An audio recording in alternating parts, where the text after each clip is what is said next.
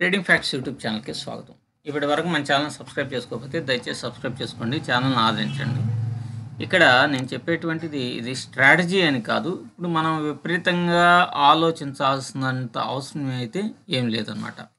నేను జస్ట్ 2 ఇండికేటర్స్ని పెట్టేసేసి మనం ఇక్కడ స్ట్రాటజీని ఇది స్ట్రాటజీ అని అన్ను ఒక ప్రైజ్ యాక్షన్ బేస్డ్గా మనం ఎంట్రీస్ అనేటువంటిది తీసుకుంటూ ఉంటాం అన్నమాట.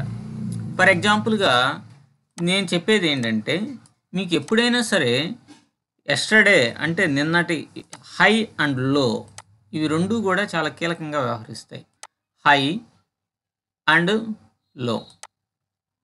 ఫర్ ఎగ్జాంపుల్గా ఇక్కడ ఒక లైను, ఇక్కడ ఒక లైను ఉందనుకోండి.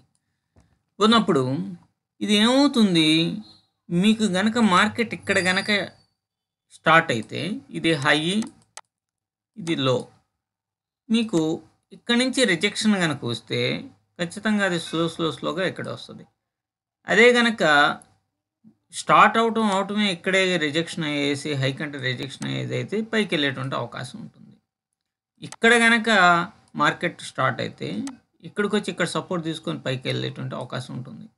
అంటే ఎగ్జాక్ట్గా ఎట్లా జరిగిద్దనే కాదు, మరి ఇక్కడ దాకా వచ్చి పైకి వెళ్ళిద్దా, లేకపోతే ఇక్కడి నుంచి వచ్చి డౌన్ వస్తుందా, లేకపోతే ఇక్కడి నుంచే పైకి వెళ్తుందా అనేటువంటి దాన్ని మనం ఇక్కడ చార్ట్ ద్వారా మనం పరిశీలిద్దాం. ఫర్ ఎగ్జాంపుల్ మన ఎంట్రీస్ అన్నీ ఏం లేవు, హై లో, ఈ రెండింటిని బేస్ చేసుకొని ఎంట్రీ అనేటువంటిది తీసుకోవాలి. ఇంకా వేరేగా మనం ఆలోచించాల్సిన అవసరం లేదు. ఇది క్రాస్ అయినప్పుడు, లోన్ క్రాస్ అయినప్పుడు హైకి, హై నుంచి డౌన్ సైడ్ క్రాస్ అయితే డౌన్కి, ఇక్కడ నుంచి ఇంకా ఇక్కడ మంచి బులిష్ క్యాండిల్ వేస్తే ఇక్కడ నుంచి ఇక్కడ పైకి అట్లా తీసుకుంటాం. అయితే ఇక్కడ మనం చెప్పుకునే దాని ప్రకారం 1:2 రేషియోలోనే మనం ఎంట్రీస్ అనేటువంటిది ప్లాన్ చేసుకుంటే మంచిది. దీనికి మనం 20 డేస్ సింపుల్ మూవింగ్ యావరేజ్ని, అలాగే పివట్ పాయింట్స్ని, హై అండ్ లోకి పివట్ పాయింట్స్ అవసరం లేదు, కానీ ఈ పివట్ పాయింట్ అనేటువంటిది ఒక్కసారి టార్గెట్గా మనం కన్సిడర్ చేయొచ్చు.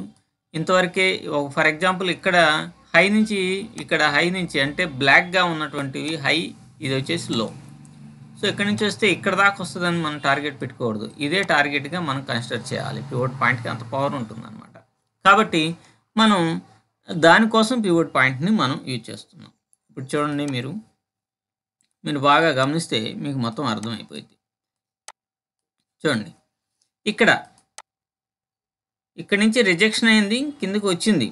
ఫస్ట్ 15 మినిట్స్ మనం కొంచెం ఆగాల. ఇక్కడ నుంచి మనం ఎప్పుడైనా సరే హై దగ్గర కానీ లేదంటే లో దగ్గర కానీ ఇక్కడే మనం ట్రేడ్ అనేటువంటిది ప్లాన్ చేస్తామే, కానీ మధ్యలో మిడిల్ ఆఫ్ ది చార్ట్లలో మనం ప్రైజెస్లో మనం ఎంట్రీస్ అనేటువంటివి తీసుకోము. సో నేను సెబీ రిజిస్టర్డ్ కాదు, నేను చెప్పినట్టుగా మీరు ట్రేడ్ చేయమని కాదు, ఈ జస్ట్ మీరు అబ్జర్వేషన్ అనేటువంటిది చేసి దాని ద్వారా ఇది ఎలా ట్రేడ్ చేయమని కూడా కాదు, ఇది ఒకసారి అబ్జర్వేషన్ చేస్తారు, ఇదేదన్నా మీకు ఉపయోగపడుతుంది అనే కోణంలోనే నేను ఈ వీడియో చేయటం అనేటువంటిది జరుగుతుందన్నమాట. మీరు సదరు గమనించగలరు. మీరు చూడండి, ఎస్టర్డేని హైని క్రాస్ అయ్యి, ఇది ఎస్టర్డే హై కదా, హైని క్రాస్ అయ్యి ఒక క్యాండిల్ వేసింది. ఇది బులిష్ క్యాండిల్ కదా, కాబట్టి దీని అబౌవ్ ఎంట్రీ 1:2 రేషియోలో టార్గెట్, ఇది 1:2 దాకా వెళ్ళాల. సో ఇది కొంత ఫెయిల్ అయింది. 1:2 ఖచ్చితంగా మెయింటైన్ చేయాలి, రిస్క్ అండ్ రివార్డ్ రేషియో.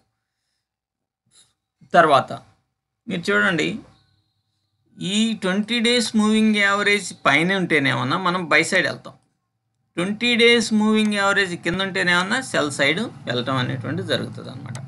ఇప్పుడు కిందకు వచ్చింది, క్రాస్ అయింది, దీని కింద ఏమున్నది కదా, ఎస్టర్డే హైకి లో, ఎస్టర్డే హైని క్రాస్ చేసింది, డౌన్ సైడ్ క్రాస్ చేసింది. కాబట్టి క్రాస్ చేసిన క్యాండిల్ ఇది, ఇక్కడ ఎంట్రీ,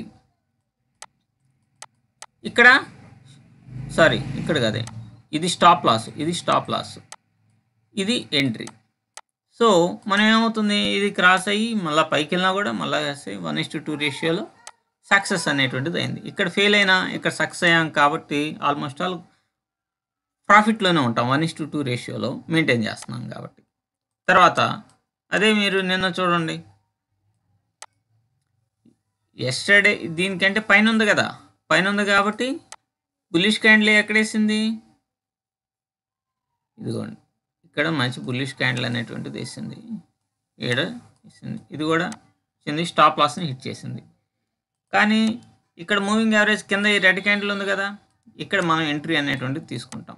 నేనేమని చెప్పాను, పివోట్ పాయింట్ ఇది కదా, దీన్నే మన టార్గెట్. ఇక్కడ దాకా టార్గెట్ తీసుకోకూడదు, పివోట్ పాయింట్ వరకే తీసుకోవాలి. సో ఇక్కడ సక్సెస్ అయిపోయాం, 1:2 రేషియోలో వచ్చింది. సో ఇక్కడ మనం సక్సెస్ అయినట్టే లెక్క. తర్వాత మనం ఎక్కడ తీసుకుంటామన్నాము, ఎస్టర్డే హై ఆర్ లో, ఇది బ్లాక్ లైన్స్ దగ్గరే తీసుకోవాలి. ఇక్కడ దాకా బ్లాక్ లైన్ దాకా వెళ్ళిందా, వెళ్ళలేదు, కాబట్టి మనకి ఇక్కడ ఎక్కడ ఎంట్రీ అనేటువంటి తీసుకోము. సో ఏదో ఒక ఎంట్రీ తీసుకొని పోగొట్టుకునే కంటే ఆ ఎంట్రీ తీసుకోకుండా జాగ్రత్తగా ఉండటం బెస్ట్ కదా. ఇక్కడ ఓకే. తర్వాత ఇక్కడ నేనేమని చెప్పాను, ఎస్టర్డే హై ఆర్ లో క్రాస్ అయినప్పుడు తీసుకోవాలి. ఇప్పుడు పావుగంట అయిపోయింది, పావుగంట అయిపోయిన తర్వాత ఇక్కడ పావుగంట అయిపోయిన తర్వాత దీని దగ్గరికి కానీ వెళ్ళిందా, వెళ్ళలేదు, కాబట్టి ఇక్కడ కూడా ఎంట్రీ లేదు. కానీ ఇక్కడ ఎంట్రీ ఉంది చూడండి, 2:15 అప్పుడు క్రాస్ అయింది. సో ఇక్కడ క్రాస్ అయింది, ఇక్కడ స్టాప్ లాస్ పెడతాం, వెళ్ళినంత వరకు వెళ్ళిద్ది 3 దాకా, ఇక్కడే ఉన్నది. సో ఇది నష్టాన్ని కలిగించాల, లాభం కొంత ఇచ్చింది కూడా. ఇంకో దాని దగ్గరికి వెళ్దాం. ఇక్కడ చూడండి, yesterday high and loan touch చేసిందా, చేయలే, అక్కడక్కడే ఉన్నది. ఎక్కడైనా చేసిందా, చేయలే. ఎవడైనా సరే పివోట్ పాయింట్ క్రాస్ అయిందని చెప్పేసి ఏడన్నా తీసుకుంటే మటాష్ అవటమే. ఇక్కడ క్రాస్ అయిందని తీసుకుంటే మళ్ళీ 7 నుంచి ఆడికి, అదంతా గందరగోళం అనమాట. నేను చెప్పేది ఏంది, ఎస్టర్డే హై ఆర్ ఎస్టర్డే లో వాటి దగ్గరే తీసుకోవాలి. ఇక్కడ చూడండి, ఇది క్రాస్ అయింది. సో ఇక్కడ వరకే మన ఎంట్రీ, పివోట్ పాయింట్ వరకే మన ఎంట్రీ, కాబట్టి ప్రాఫిట్ వచ్చినట్టే లెక్క. తర్వాత ఇక్కడ చూడండి, ఇది క్రాస్ అయింది, 1:2 రేషియోలో వచ్చింది కదా. సో ఈ విధంగా మనం కనుక చూస్తే సక్సెస్ అనేటువంటిది 50-50% మాత్రమే ఉంటుంది.